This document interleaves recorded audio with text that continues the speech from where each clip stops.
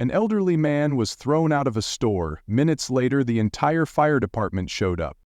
The summer heat bore down on Main Street with merciless intensity, the kind of scorching July afternoon that seemed to melt the asphalt and blur the horizon with shimmering waves of heat.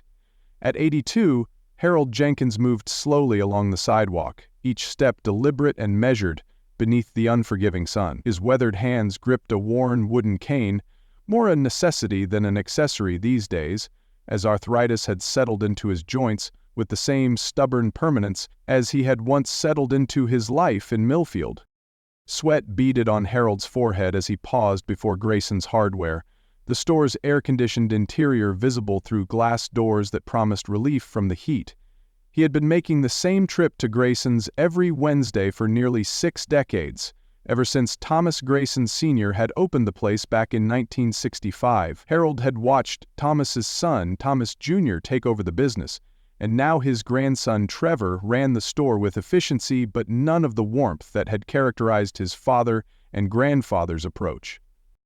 "Just need to get those light bulbs in the sink stopper," Harold reminded himself, mentally reviewing his short shopping list. Ellen would have remembered without writing it down. The thought of his late wife sent a familiar pang through his chest. 3 years since cancer had taken her, but grief still ambushed him in quiet moments throughout each day. 57 years of marriage had intertwined their lives so completely that living without her felt like trying to breathe with only one lung. Possible, but never quite right. Harold pushed open the door, grateful for the rush of cool air that greeted him. The store had changed over the years, expanding and modernizing, but he could still navigate it with his eyes closed. He made his way to aisle 7, where the electrical supplies were kept, his cane tapping rhythmically against the polished concrete floor. As he examined the various light bulbs, trying to remember which wattage Ellen had always preferred for the living room lamps, Harold became aware of a presence beside him. Trevor Grayson, in his crisp store manager's polo shirt, was watching him with poorly disguised impatience. "Can I help you find something, Mr. Jenkins?" Trevor asked, his tone professional but lacking the genuine helpfulness that had been his grandfather's hallmark. "Just looking for the right bulbs," Harold replied, offering a friendly smile that wasn't returned. "My eyes aren't what they used to be. Need to make sure I get the right wattage?" Trevor nodded curtly. "Well, they're all clearly labeled. Let me know if you need assistance." He started to move away, then paused. "And please be careful with your cane. We had an incident last week where a display was knocked over." Harold felt a flush of embarrassment, though he'd always been careful with his movements, despite his limited mobility. "Of course, I'll be mindful." It took him a few more minutes to select the correct light bulbs and place them carefully in the small basket hanging from his arm. Next, he made his way to aisle 3 for the sink stopper. The store seemed unusually busy for a Wednesday afternoon, with customers hurrying past him while he maintained his slow but steady pace. More than once, he pressed himself against the shelves to allow others to pass, murmuring apologies that went largely unacknowledged. The sink stoppers were on a lower shelf, requiring Harold to bend down, a maneuver that had become increasingly difficult in recent years. He braced himself against a nearby display with one hand while using his cane for additional support, slowly lowering himself to examine the options. It happened in an instant. As Harold reached for a sink stopper, his cane slipped on the smooth floor, causing him to lose balance. He grabbed instinctively at the nearest shelf for support, but his weight and momentum were too much. With a crash that seemed to echo throughout the entire store, several boxes of plumbing supplies tumbled to the floor, followed by a small display of faucet handles. Harold managed to catch himself before falling completely, but the damage was done. Merchandise lay scattered around him, and every head in the vicinity turned toward the commotion. Mortification washed over him as he struggled to right himself, his aged joints protesting the sudden movement. "Sir," Trevor's voice cut through the murmurs of onlookers, sharp with irritation, "this is exactly what I was talking about." "I'm terribly sorry," Harold began, attempting to bend down to retrieve the fallen items, a task that proved nearly impossible with his limited mobility. "Let me help clean—" "Please don't touch anything else," Trevor interrupted, his voice loud enough to carry to the curious customers who had gathered nearby. "You've done enough damage." Harold felt his face burn with shame as Trevor called for a staff member to bring a broom. "I didn't mean to cause trouble," he said quietly, his dignity hanging by a thread. "It was an accident. I'd be happy to pay for anything that's broken." Trevor surveyed the scattered merchandise with a critical eye. "Nothing's broken, fortunately. But this is the third incident with elderly customers this month. I'm going to have to ask you to leave your shopping basket and exit the store, Mr. Jenkins." The words landed like a physical blow. "You're asking me to leave? But I've been shopping here since before you were born, young man." "And we appreciate your patronage," Trevor replied mechanically. "But we can't have displays destroyed and merchandise disorganized. It disrupts business and creates hazards for other customers." Disbelief gave way to hurt as Harold realized Trevor was serious. In 60 years of patronizing Grayson's Hardware, he had never been treated this way. Thomas Sr. had once closed the store early to drive Harold to the hospital when he'd cut his hand on a saw blade. Thomas Jr. had personally delivered supplies to Harold's house during the blizzard of '87 when roads were impassable, and now his grandson was publicly humiliating a longtime customer over an accident. "I see," Harold said finally, his voice quiet but steady. "Then I'll be on my way." With as much dignity as he could muster, Harold straightened his posture and gripped his cane firmly. As he made his way toward the exit, he was acutely aware of the stares following him, some sympathetic, others merely curious, all contributing to his sense of shame. For a man who had served his country in Korea, who had raised 3 children, who had run his own successful carpentry business for 40 years, being dismissed like a troublesome child cut deeply. The heat outside seemed even more oppressive than before as Harold emerged onto the sidewalk. He stood for a moment, disoriented by both the temperature change and the unexpected turn of events. Where should he go now? The light bulbs and sink stopper still needed to be purchased, but the only other hardware store was on the other side of town, too far for him to walk in this heat. As he deliberated, Harold became aware of a young woman standing nearby, watching him with concern. She was perhaps in her early 30s, with auburn hair pulled into a practical ponytail and a Millfield Fire Department t-shirt. "Are you all right, sir?" she asked, stepping closer. "You look a little flushed." Harold managed a wan smile. "Just a bit overheated and embarrassed, to tell the truth. Nothing serious." "I'm Allison Murphy," she introduced herself. "I'm a paramedic with the fire department. Can I help you get somewhere? It's dangerous to be out in this heat for too long, especially for—" she caught herself before saying elderly, but Harold understood the implication. "For old-timers like me," he finished with a self-deprecating chuckle. "You're probably right. I was just trying to pick up a few items, but it seems my business isn't welcome at Grayson's anymore." Curiosity flickered across Allison's face. "What happened?" Harold hesitated, reluctant to seem like he was complaining, but something in the young woman's expression encouraged him to explain. He recounted the incident briefly, downplaying his hurt feelings, but unable to entirely hide his distress. As he spoke, Allison's expression shifted from concern to indignation. "Wait a minute," she interrupted. "They threw you out because you accidentally knocked over a display? That's ridiculous."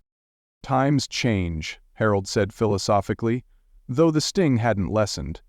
"Businesses have different priorities now. Efficiency over courtesy, I suppose." Allison shook her head firmly. "No, that's not acceptable, especially not to someone like you who's been a customer for decades." She paused, studying him more carefully.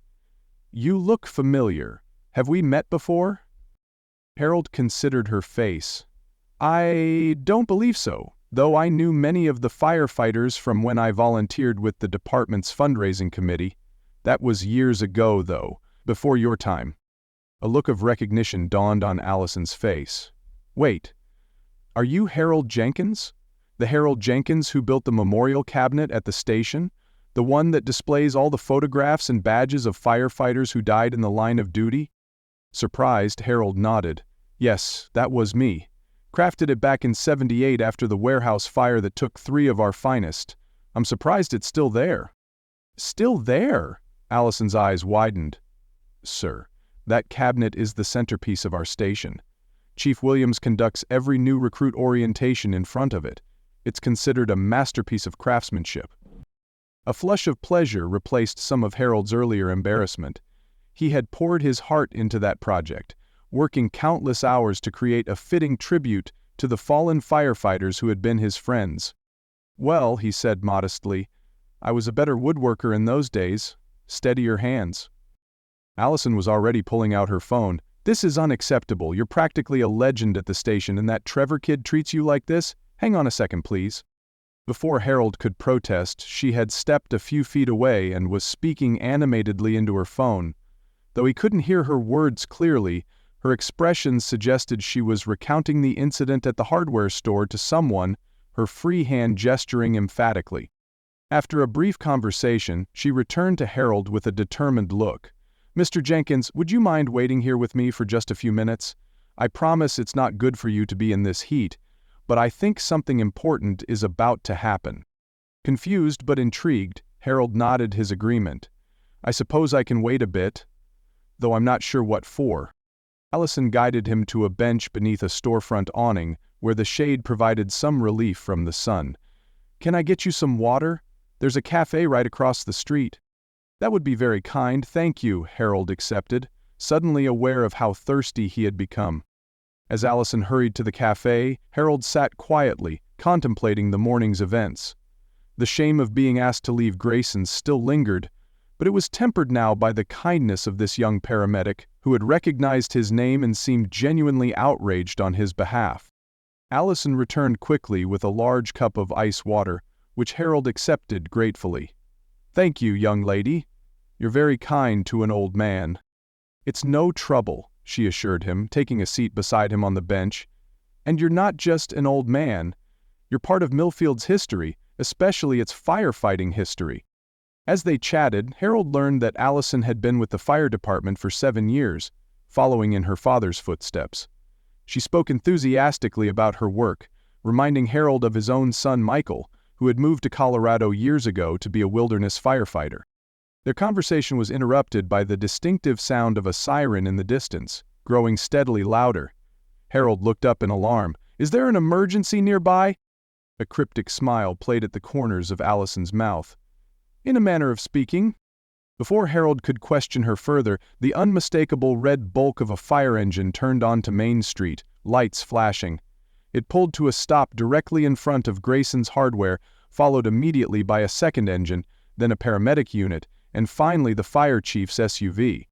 Harold stared in astonishment as what appeared to be the entire on-duty force of the Millfield Fire Department disembarked from their vehicles, all in full uniform. Leading them was Chief Frank Williams, a barrel-chested man in his 50s whom Harold recognized from community events. "Allison," Harold turned to his companion in confusion. "What's going on?" Her smile widened. "Justice, Mr. Jenkins, and maybe a little education for young Trevor Grayson about the importance of respecting his elders, especially ones who have given so much to this community." Chief Williams spotted them and approached with purposeful strides, extending his hand to Harold. "Mr. Jenkins, it's an honor to finally meet you in person. I've admired your craftsmanship for 20 years. That memorial cabinet you built is sacred ground at our station."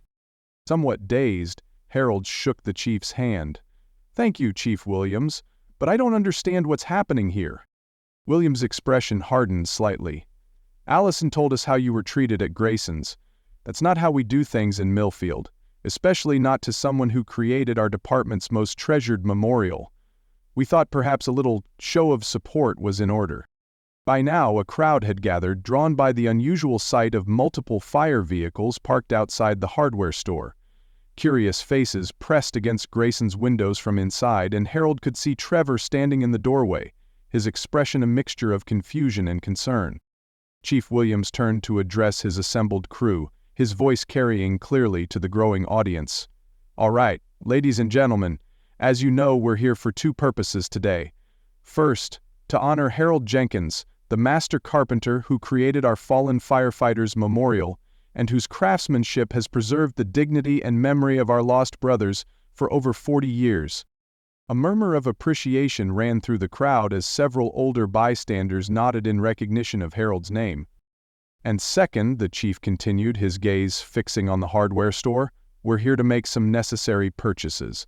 It seems that Grayson's Hardware has a new policy of refusing service to elderly customers who might accidentally disturb their displays. Since our station has several senior volunteers, we need to know if our business is still welcome here." With that, the chief led his contingent toward the store entrance, where Trevor stood frozen, now visibly pale. As they approached, Trevor seemed to shrink under the collective gaze of nearly 20 uniformed firefighters. "Mr. Grayson," Chief Williams addressed him formally, "I understand you asked Harold Jenkins to leave your store today following an accident with a display. Is that correct?" Trevor swallowed hard, his eyes darting between the chief and the crowd that had gathered to watch.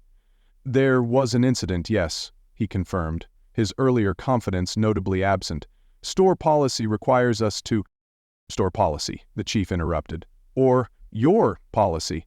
Because I've known your father and grandfather for years, and I find it hard to believe either of them would approve of humiliating a valued, long-time customer, particularly one who has contributed as much to this community as Mr. Jenkins." A flush crept up Trevor's neck. "I may have overreacted," he admitted reluctantly. "We've had several incidents recently, and I was concerned about liability and disruption to other customers." From his seat on the bench, Harold watched the scene unfold with a mixture of embarrassment and amazement. He hadn't wanted to cause a spectacle or get Trevor in trouble. He started to rise, intending to intervene, but Allison placed a gentle hand on his arm. "Let it play out," she suggested quietly. "This isn't just about you. It's about how we treat people in this community, especially those who have given so much." Chief Williams was speaking again, his tone firm but not unkind. "The fire department has always purchased all our supplies from Grayson's. That's thousands of dollars annually, not counting what all of us spend personally. But we value loyalty and respect, Mr. Grayson.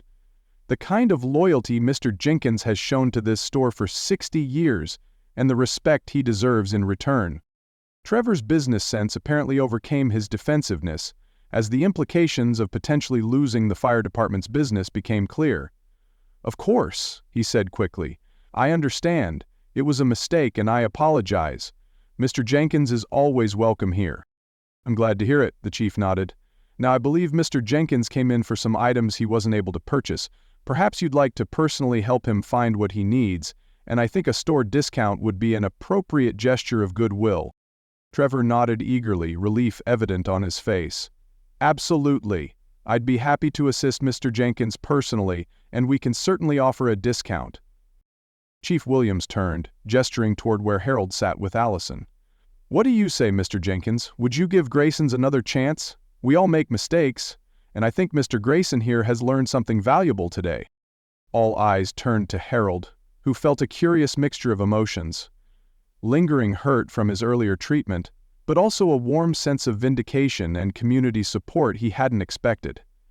After a moment's consideration, he nodded and rose carefully to his feet, leaning on his cane. "I suppose I still need those light bulbs and sink stopper," he said with quiet dignity. A ripple of approval ran through the watching crowd as Chief Williams personally offered Harold his arm for support. Together, they walked toward the store entrance, where Trevor waited, now the picture of contrition. "Mr. Jenkins," Trevor began as they approached, "I want to apologize sincerely for how I treated you earlier. It was disrespectful and completely contrary to the values my grandfather established for this business. I hope you can forgive me." Harold studied the younger man's face, seeing genuine regret there. "We all have moments we're not proud of, son," he said finally. "The measure of a man is what he does after those moments." Relief washed over Trevor's features. "Thank you, sir. Please, come in and let me help you find what you need. And of course, your purchases today are on the house."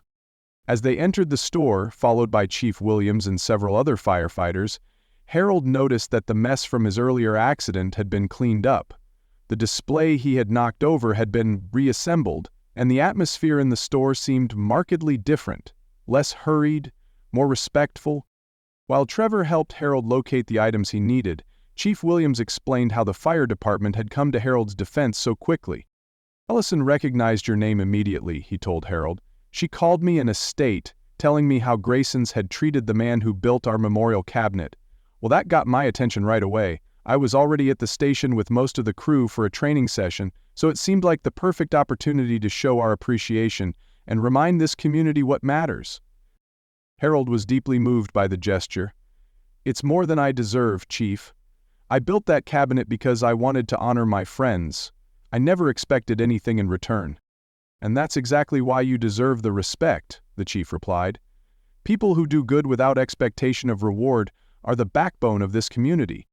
By the time Harold had completed his purchases, refusing Trevor's offer of free merchandise but accepting a reasonable discount, nearly an hour had passed. Outside, most of the crowd had dispersed, though the fire engine still stood at the curb, a vivid reminder of the day's events. As Harold prepared to leave, Trevor approached him once more.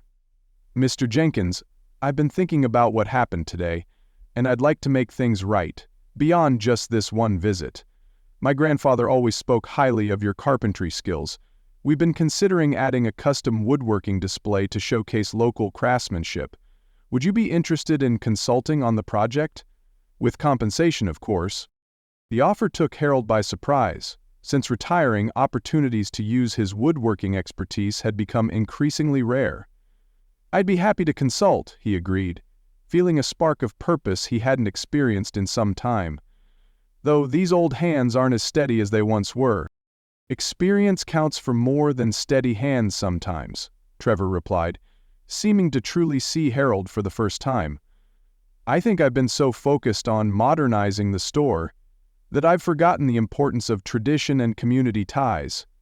My grandfather would be disappointed in how I handled things today." "He'd be proud that you're willing to learn from it, though," Harold offered kindly. Outside, Chief Williams insisted on giving Harold a ride home, despite his protests that it was only 6 blocks. "It's still 92 degrees out there," the chief pointed out. "Besides, the crew would love to hear some stories about the old days of the department, if you're willing to share." And so Harold found himself seated in the passenger seat of the fire chief's SUV, his purchases safely stored, recounting tales of Millfield's firefighting history to an appreciative audience.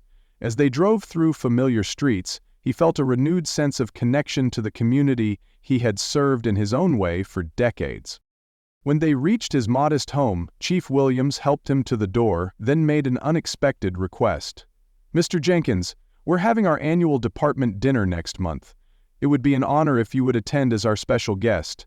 The memorial cabinet you built has preserved our history and inspired new generations of firefighters. We'd like to acknowledge that contribution formally." Touched beyond words, Harold could only nod his acceptance. After the fire department vehicles had departed, Harold sat on his front porch, reflecting on the day's extraordinary turn of events. What had begun as a humiliating experience had transformed into a powerful reminder that his life's work, both his carpentry and his community involvement, had not been forgotten. He thought of Ellen, how she would have enjoyed the story of the fire engines arriving at Grayson's.